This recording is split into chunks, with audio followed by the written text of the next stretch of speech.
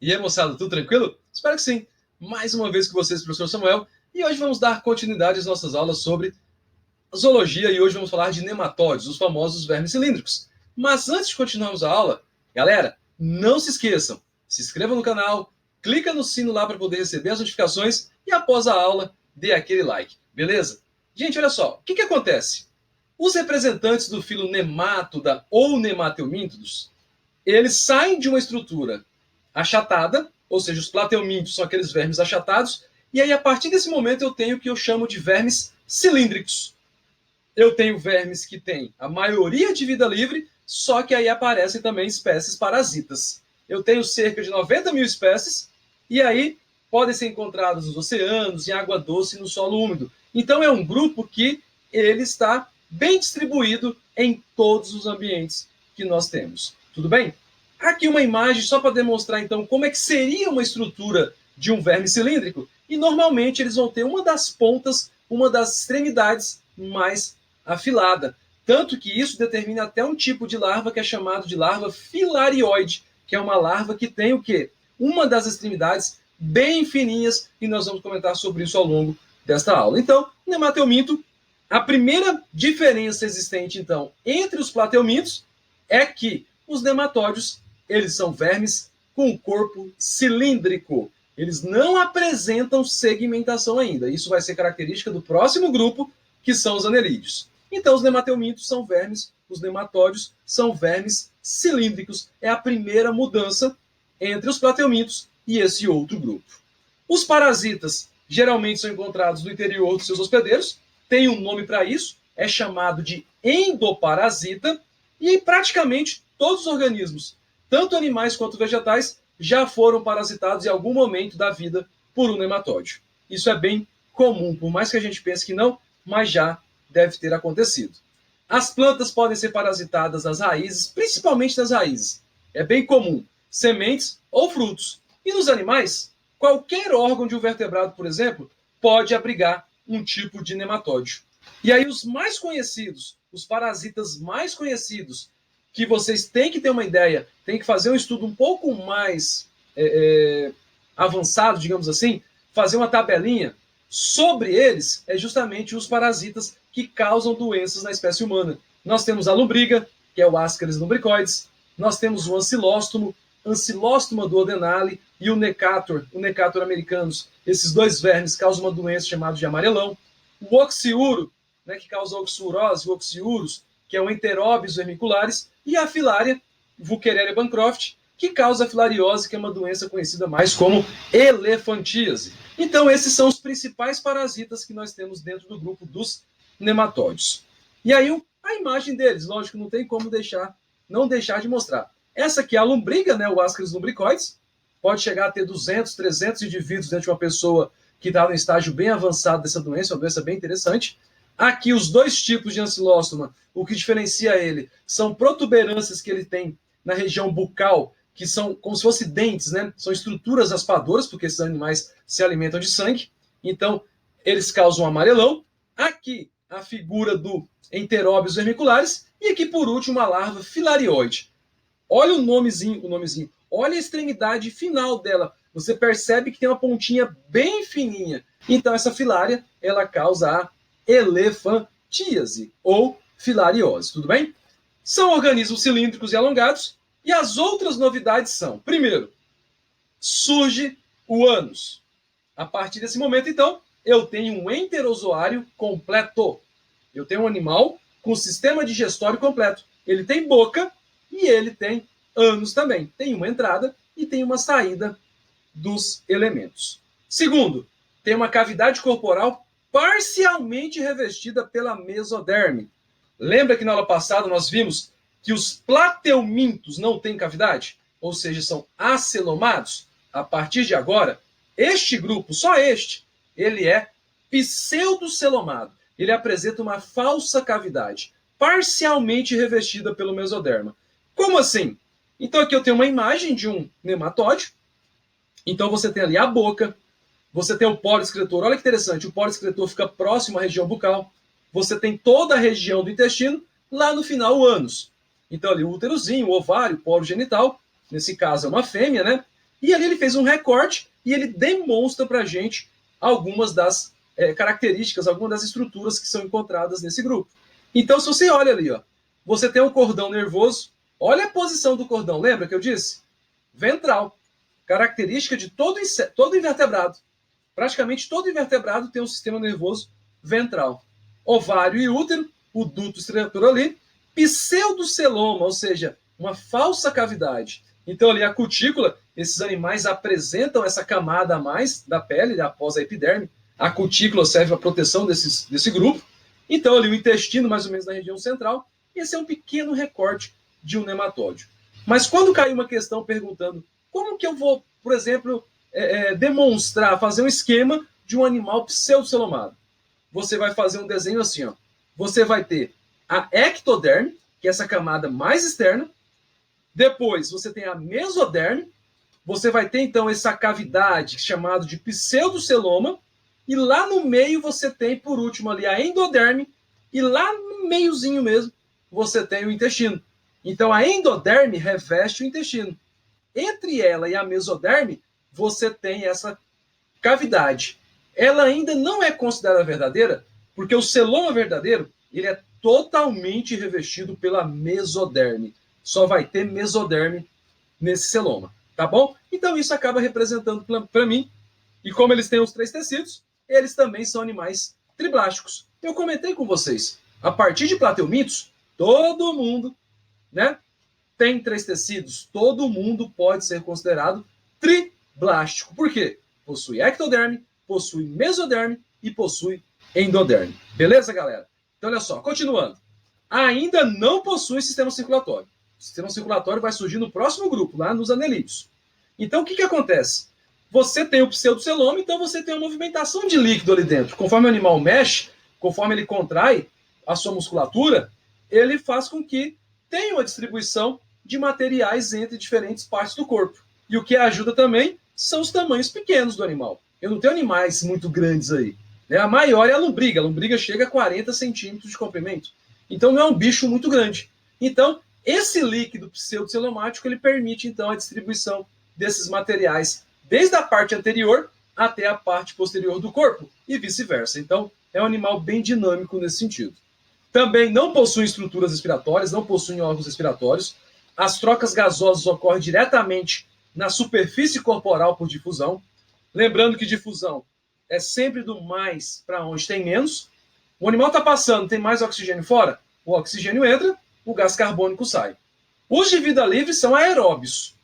Eu até destaquei aqui, ó, para demonstrar a diferença de um organismo aeróbio e um organismo anaeróbio. O organismo aeróbio, nós, por exemplo, somos aeróbios. Nós obtemos oxigênio diretamente do meio. Sem oxigênio a gente morre.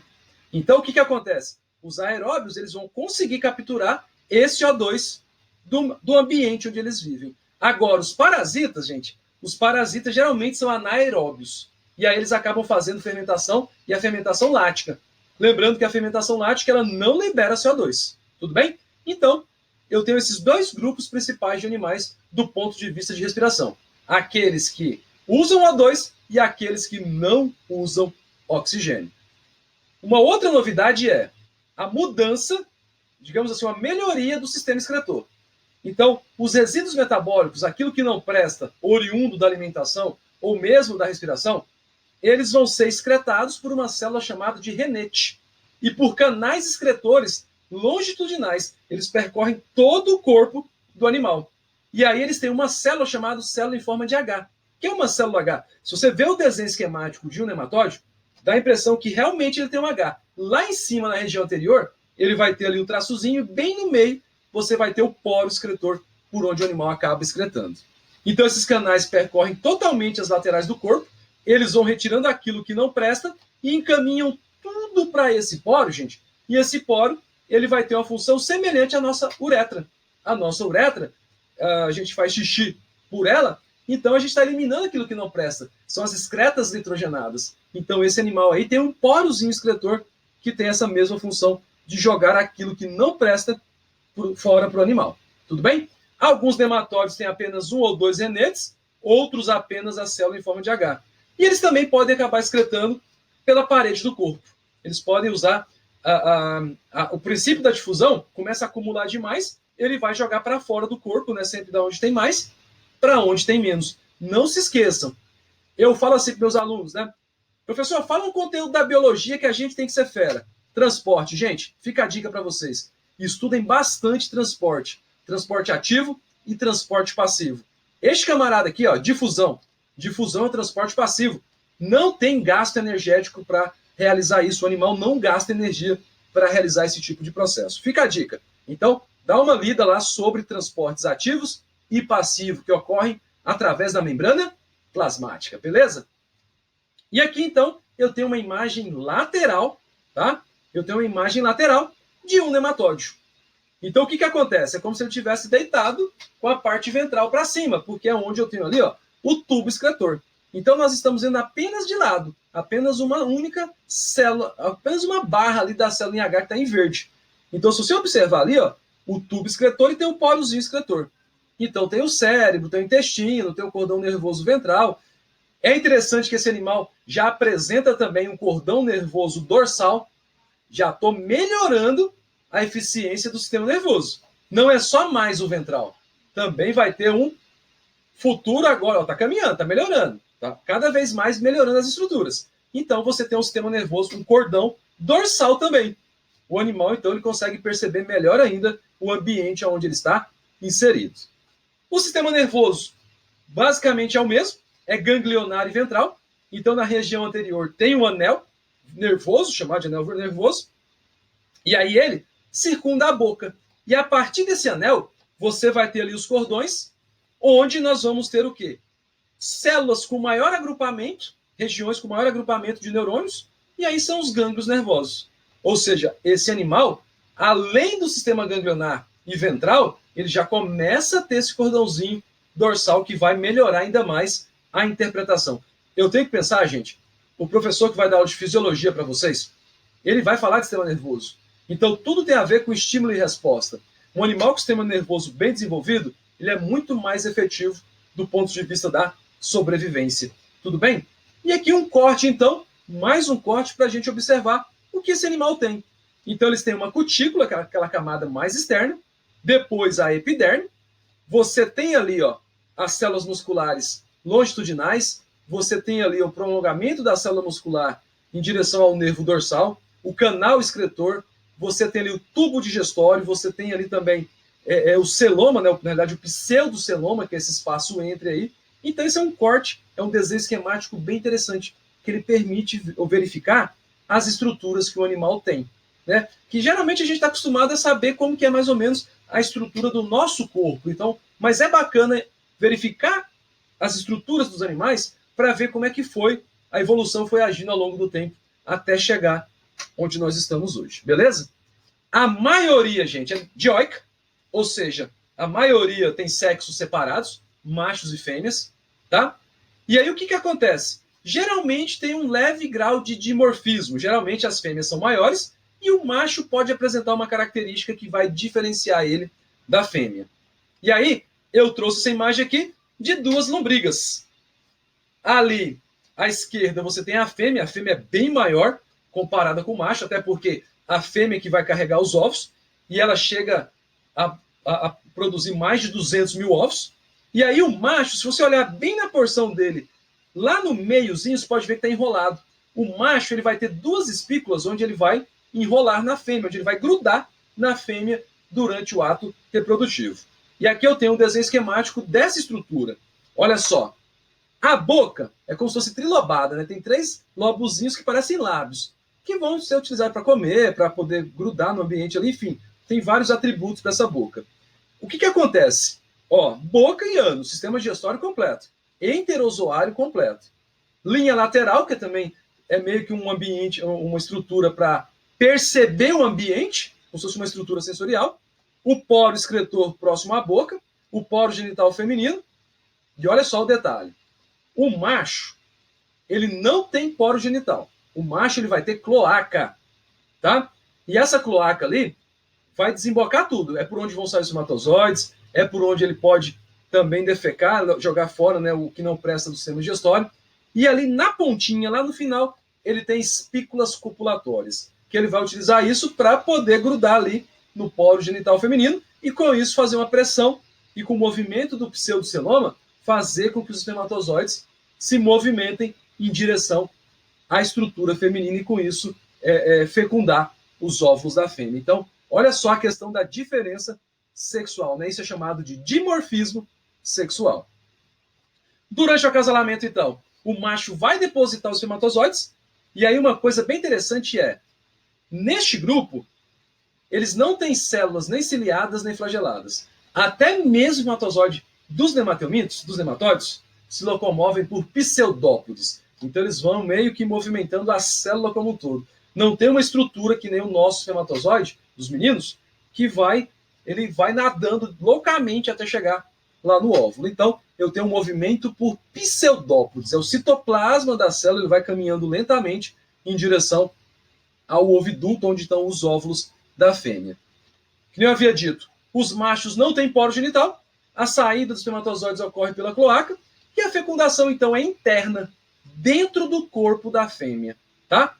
Gente, fecundação interna, lembrem-se sempre disso. Ocorre dentro do corpo da fêmea, tudo bem? Então, após a fecundação, o zigoto, então, vai se desenvolver dentro de um ovozinho com a casca resistente, e aí, muitas espécies acabam eliminando os ovos. E aí, o que acontece? Esse ovo, então, é chamado de ovo embrionado. A partir desse ovo embrionado é que vão surgir as fases larvais. Esse grupo tem duas formas larvais. Ou seja, se apresenta larva, se apresenta um organismo, o jovem é diferente do adulto, eu tenho desenvolvimento indireto. Não se esqueçam disso. A primeira, a que sai do ovo, é chamada de rabiditoide. E aí o que acontece? Ela vai sofrer substituições da sua cutícula. É como se fosse uma troca de pele. Ela vai trocando a cutícula, vai crescendo e vai se transformar na larva filarioide. Geralmente, praticamente quase todas as espécies, quem que contamina o indivíduo? São as larvas filarioides. Mas eu tenho parasitas que usam a larva rabiditoide? Tem, mas é principalmente a larva filarioide. É ela que vai se transformar no indivíduo adulto. E aí, dentre eles, como eu havia dito, eu tenho formas rabiditoides que infectam o hospedeiro, e eu tenho a larva filarioide. A principal filarioide que nós temos é a filária, né, que causa a elefantíase, o Wuchereria bancroft. Em alguns casos, como na lombriga, gente, o Ascaris lumbricoides, a pessoa pode ingerir os ovos também. Ou seja, se eu tomar água de um ambiente ou comer alguma coisa de um ambiente que esteja contaminado com ovos, eu acabo ingerindo esses ovos vão eclodir e aí vai começar a migrar dentro do meu sistema circulatório, respiratório e, por último, digestório. Então, a lombriga, os ovos e as larvas percorrem todo esse caminho até se transformar nos indivíduos adultos no nosso intestino, no sistema digestório. Beleza? E aqui o exemplo, então, de como seria um ovo embrionado de uma lombriga. Então, basicamente é isso aí. Ó. Então, o ovozinho que você consegue, pode estar em água, pode estar em alimentos, é bem comum em locais que não tem um saneamento básico eficaz. Beleza? Gente, para fechar, então, alguns exercícios aqui. Ó. As novidades evolutivas que diferenciam os nematóides de poríferos, quinidários e plateumintos, estudados anteriormente, são a presença de... Eu quero saber que novidade evolutiva que o nematóide tem que os outros grupos não têm. Né? Que os outros grupos não têm. Letra A. Sistema nervoso ganglionar.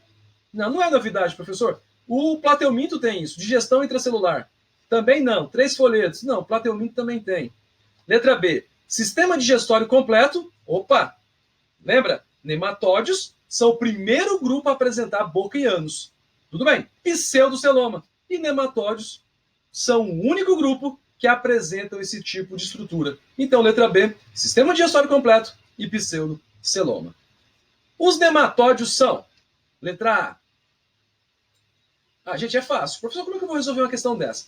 Se você lembra do plateuminto é achatado. Os nematóides são cilíndricos. Automaticamente você elimina a letra A. Ó, vermes achatados não são. Letra C, vermes achatados. Sobra B, D e E. Letra B, vermes cilíndricos? Sim, senhor. Lombriga. Lembra da lombriga? Pensa no desenho da lombriga. Triblásticos. Opa, 3 tecidos.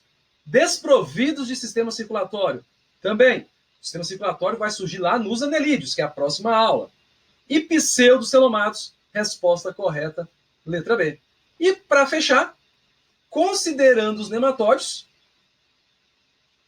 considere as proposições a seguir. Eu vou ler, a gente vai interpretar se estão verdadeiras ou falsas. Item 1. Corpo não segmentado coberto por cutícula. Verdadeiro. O corpo segmentado, próximo grupo, anelídeos, né? Animais com corpo em forma de anéis. Então, verdadeiro. Nematóides, a lombriga, tem um corpozinho não segmentado e tem uma cutícula que serve à proteção do animal. Item 2. Fecundação interna dentro do corpo da fêmea. Opa, verdadeiro também. Lembra da explicação da lombriga macho com a lombriga fêmea? Item 3. Todas as espécies são hermafroditas. Galera, tomem cuidado com esse tipo de afirmação. Todas. Eu havia dito que a maioria das espécies são dioicas, sexos separados. Então, o item 3 está falso. Item 4. Desenvolvimento embrionário indireto, ou seja, presença de fases larvais. E eu comentei com vocês que eles têm dois tipos, a rabitidoide e a filarioide. Então, a resposta correta, letra D, apenas os itens 1, 2 e 4 estão corretos. Galera, por hoje é só. Na próxima aula iremos falar de anelídeos, são os animais com corpo segmentado. Não se esqueçam de se inscrever no canal, clicar no sino para receber as notificações e dar um like para a nossa aula. Abraço e até a próxima.